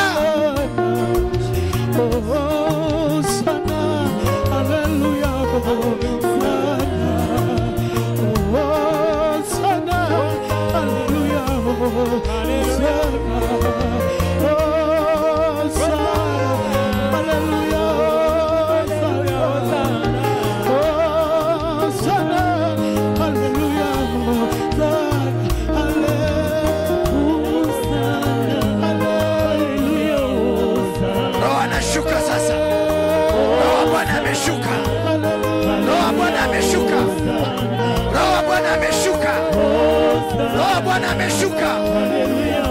Watu wanafunguliwa sasa, watu wanakombolewa, watu wanakombolewa, watu wanakombolewa.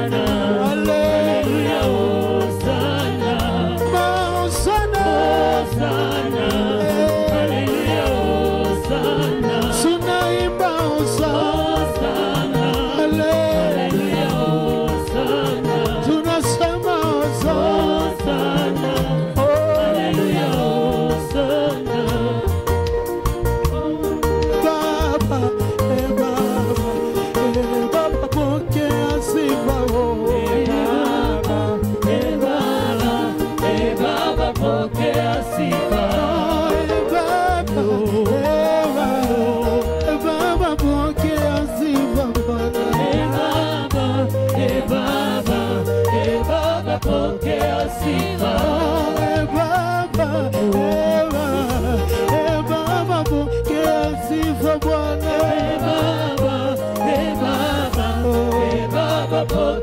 sifa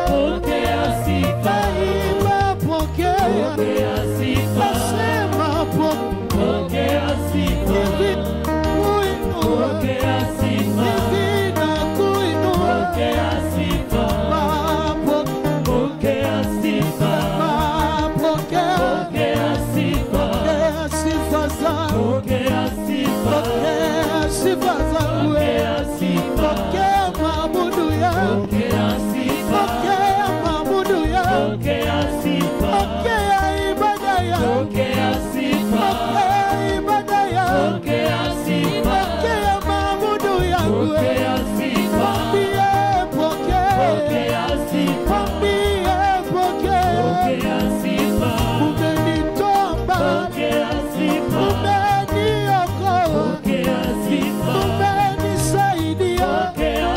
Baba,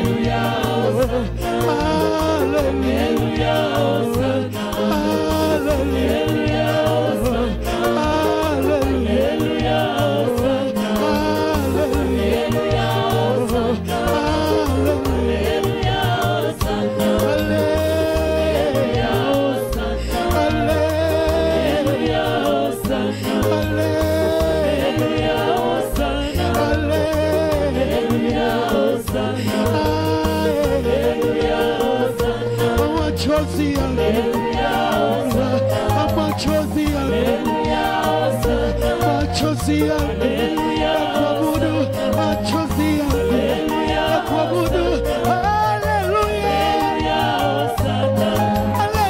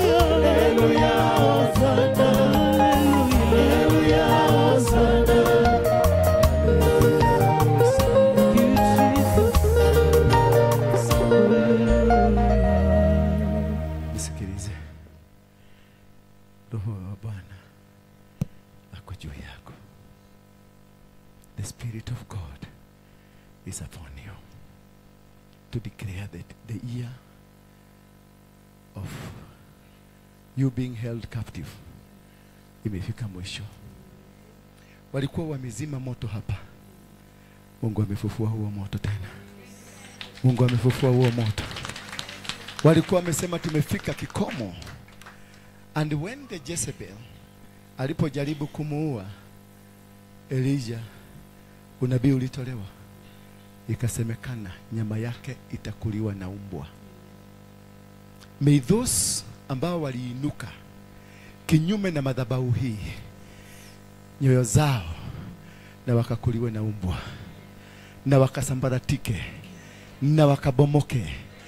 Walikaa chini kikao kimoja, wacha wakulane kama vile wana wa Israeli walivyopangiwa na mataifa matatu makubwa. Nayo mataifa matatu, wakati Jehoshaphat aliambiwa aende akaombe na ainue kikundi cha maombi, nao maadui wale mataifa matatu waliinukiana wakapigana.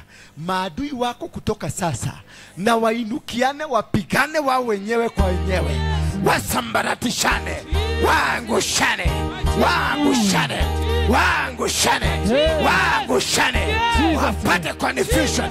Tunawarushia confusion, tunawarushia confusion. Wafungua macho yao wasikuone tena, masikio yao ifungwe wasikusikia tena, masikio yao isisikie huduma hii tena, wasione huduma hii tena, na wakasambaratike, wakapigane wenyewe kwa wenyewe, wakaangamizane wenyewe kwa wenyewe, nyama zao zikuliwe na umbwa. Oh yes.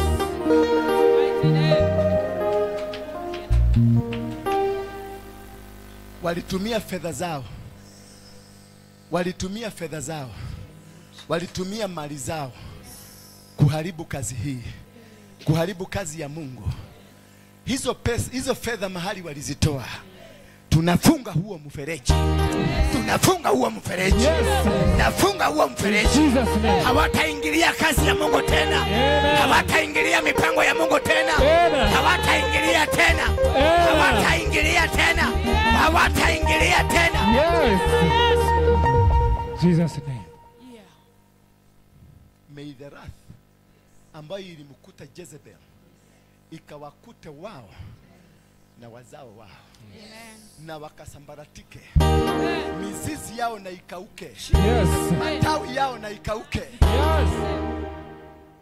Na nguzo zao zikaporomoke. Kuta zao ziporomoke. Amen. Na wakauke mpaka mzizi. Jesus. Wakauke mpaka mzizi. Jesus. The mighty name of Jesus Christ. Amen. Lift up your hands. Inua tu mikono yako. Mungu anashusha vipawa. Mungu anashusha neema zake sasa. Mungu anashusha. Ndio hiyo inakuja sasa. 1, 2, 3, come. Jesus. Ndio imeshuka. Receive it now. Receive it now. Receive it now.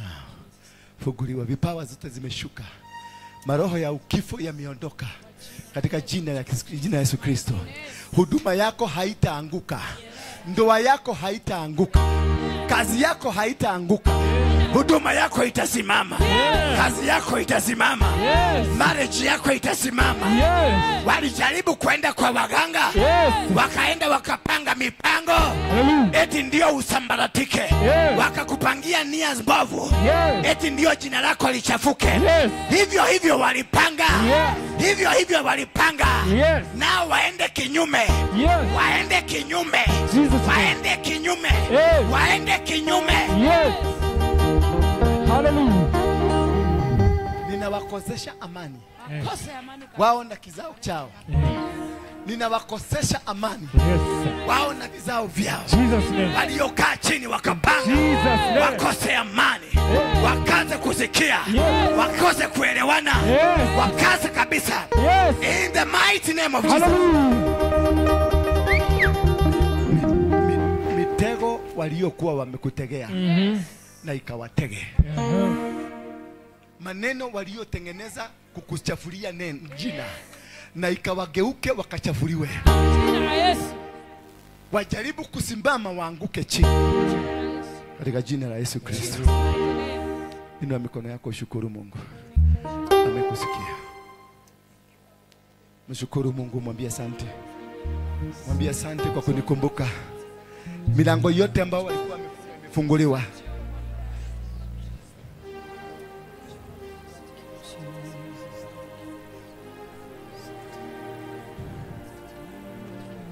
The flow. Mungu ameachilia flow ya maombi.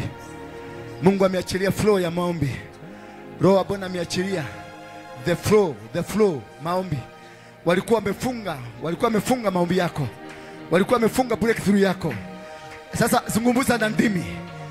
Zungumza na ndimi sasa. Ingia kwenye ndimi. Ingia kwenye ndimi. Waganga waliotumika kukupiga wanasambaratika. Wachawi na maroho ya kifamilia ambayo ilitumika kukuangamiza na imesambaratika sasa. Wamekamata anga zao, tumekamata. Tunakamata anga zao. Tunakamata mipango yao. Tunakamata maandishi yao. Tunakamata nyota zao. Tunakamata misingi yao. Picha zao na ramani zao tunakamata.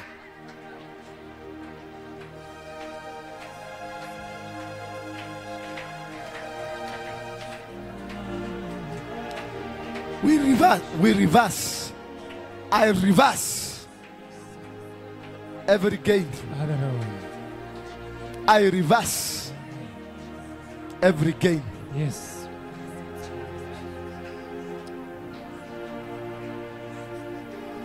May the God of Israel, Mungu aishie binguni na kunyunyizie baraka zake. Ndio hizo. Tulia sasa, tulia tu. Just tulia tu, keyboard tulia. Holy Spirit now take control. Holy Spirit. Holy Spirit. Holy Spirit now. Speak to your people.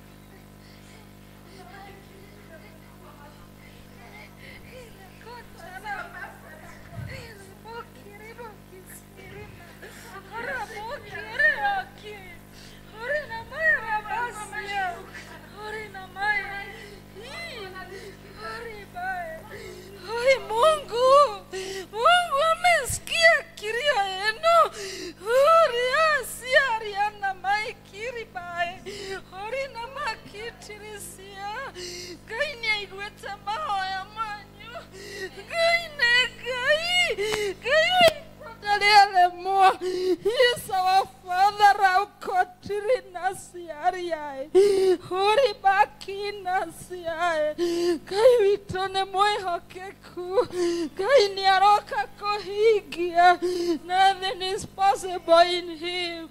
Yes, Horina makiri asiae. Anakuja kuwapanguza machozi. Ni Jehovah Rapha. He loves his children. He lives forever. He lives forever to his people. Usione kama amewawasha. Jehovah anakuja. Anakuja baba yetu. Hajasherewa. Irabakotarasai. Thank you. Ile jambo ilikuwa inawalilisha. Jehovah amekusudia kuisikia. Thank you, Jesus. Thank you. Thank you. Pigia Yesu makofi. Bwana anasema jambo ambalo lilikuwa likituinukia likipigana na sisi amelishughulikia. Hakuna tena kuhangaika. Hakuna tena kupigana. Yeye mwenyewe amekamata maadui. Amekamata maadui wako. Mungu utawaona, atawaanika moja baada ya mwingine. Maana Bwana amesema amekauza mpaka mizizi yao.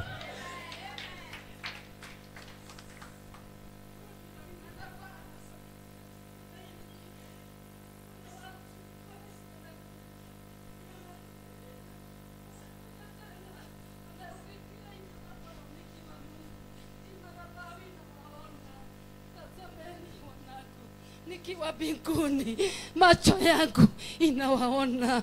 Tazameni wanangu, tuheshimu hii madhabahu, tuheshimu hii madhabahu. Mimi nikiwa Mungu, mimi ni Mungu wa huruma. Nitamhurumia wanangu, nitamsamehea wanangu.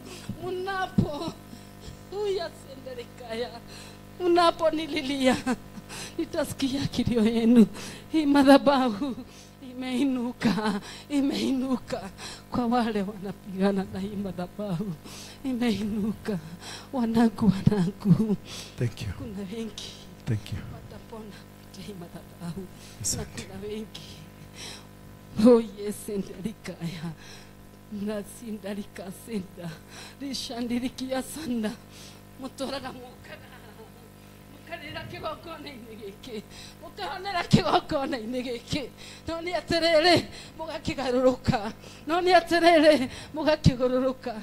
Mwanangu, tegeni masikio, nitamnenea usiku wa leo.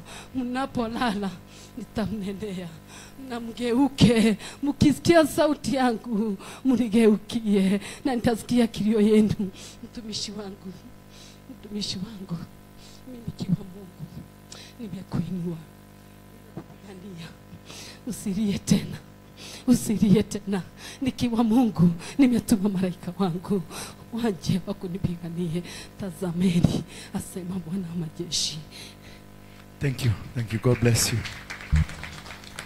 Asanteni sana. Tuombe. Baba Mungu wa majeshi, uishie mbinguni, ninakuabudu tena. Nasema unastahili kuabudiwa. Wewe ndio Mungu, uliumba mbingu na kuumba dunia. Vyote vilivyo katika dunia hii na uso wote wa mbingu ni vyako. Baba, tunakuinulia mikono hii. Licha ya kuwa ni mikono michafu, lakini tuomba msamaha wa dhambi zetu tulizozitenda kwa makusudio, na zile dhambi tulitenda bila makusudio. Ninakuja kinyume na madhabahu yote ya shetani, maroho yaliyotumwa na yaliyejituma, nguzo za aina zozote zile ziliandaliwa hapa. Kuna watu waliokuwa na roho ya Jezebel ambao walikuwa mahali hapa, wakaenda na wakasema watafunga mahali hapa. Mungu, wewe ndio unajua tu peke yako. Walikuwa nataka kufunga nyumba yako. Wewe walikuwa nataka kufunga nyumba yako. Walikuja hapa wakati walishiba. Wakashiba, waliposhiba wakaona kwamba wamekuwa na nguvu kukuliko. Mungu, nimekuja kwenye miguu yako na kulilia tu Mungu, kawaone mahali popote walipo. Jambo lolote ambalo wanalipanga ukalipangue. Maneno wanayoyasema ukaweze kuyasambaratisha. Mipango na nguzo waliozuiniwa na zikaanguke. Joshua alikuita na ukamsikia. Jakobo alikuita ukamsikia. Sulemani alikuita Baba ukamsikia. Abrahamu wakati alikuwa kwenye hali ngumu alikuita ukamsikia. Mungu Baba, naunganika na hawa watumishi wako kukuita ukaangalia hapa Jehova. Hatuna nguvu hata kidogo, hatuna uwezo hata kidogo, maana roho ya Jezebeli iko juu yetu, na maana maroho mengine ya kutuua yako juu yetu. Wanaopigana na sisi wako na nguvu kutuliko, wanaotaka kutuangamiza wako na masomo na uelevu kutuliko. Baba, tukuja tu mikononi mwako, ukatushike tu mkono, maana kupitia kwa hekima yako tutashinda, kupitia kwa neema yako tutashinda, kupitia kwa huruma yako tutashinda. Walipata silaha kutoka hapa, walikuja kwenye madhabahu hii Baba, wakachota kile walichokichota, wakaenda kutupiga nacho. Baba, angalia kama vile Jehoshafat alikukumbusha, akakwambia, si ni wewe ulituambia tusipige hawa watu, si ni wewe ulitutumia hawa watu, si ni wewe ulituambia tusiende kupigana na wao, si ni wewe uliwaambia rafiki yako Abraham ya kwamba unaenda kumpeleka na urudisha watoto wako kwenye hali nchi ya ahadi. Mungu, wewe ndio ulituambia tukuje katika mahali hapa, tukuje kwenye nyumba hii, tutakutana na wewe. Baba, nakuomba tu wacha tukakutane na wewe, wacha tukaonane na wewe uso kwa uso, wacha tuonane na wewe Baba. Baba, tumekuja mbele zako na kulilia Jehova, angalia wameingililia mpaka familia zetu, wameingililia mpaka mandugu zetu, wameingililia mpaka watoto wetu, wanapigana na watoto wetu, wanapigana na wake zetu, wanapigana na ume zetu, wanapigana baba na ndugu zetu, wanapigana na wao, wamewarushia magonjwa, eti ndio tuweza kuondoka, eti kwa ndio tuwe watu wa kuogopa, eti ndio tuwe watu wa kuogopa. Mungu wangu, sisi hatutaogopa. Mimi sitaogopa wala kurudi nyuma, na kungojea maana uliniahidi, na kungojea maana uliniahidi. Uliniahidi huduma itasimama, uliniahidi huduma hii itasimama, uliniahidi utapigana na wao, uliniahidi utashinda maadui hawa, uliniahidi Jehova hata wakitunga maneno yao utaenda kuwasambaratisha. Angalia, walikuja hapa wakachota moto hapa, kisha wakaenda kuniakishia kule, wakasema ni kama haustahili, wakasema Mungu wangu hastahili Jehova. Wanasema kule wakisunguka, wakisema haustahili hata kidogo, wakisema hauna nguvu. Baba, ninajua una uwezo, najua unajua kupigana, najua ulimshindania Musa, ukamtupelea Abrahamu, uliwashindania wana wako, walikuwa Misri ukawatoa, ukawapeleka mpaka nchi ya ahadi. Ninajua hata huduma hii itafika kwenye nchi ya ahadi. Watoto wako watabarikiwa, watoto wako watabarikiwa kama vile umetuahidi Jehova. Naenda kuona tukibarikiwa, nyota zao zitaregeshwa, mamlaka yao itaregeshwa.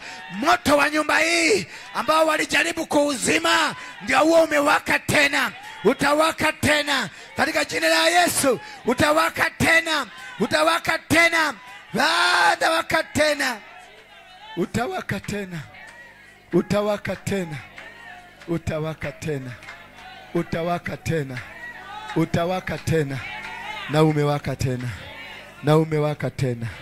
Pokea moto mpya, pokea nguvu mpya, pokea baraka, pokea ushindi, in Jesus mighty name, amen.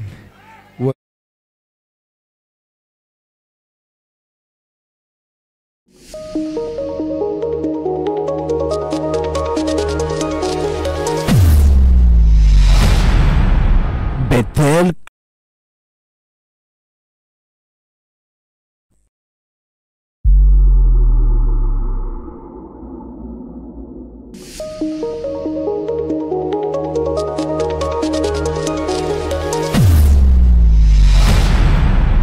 Bethel Clouds TV, empowering lives.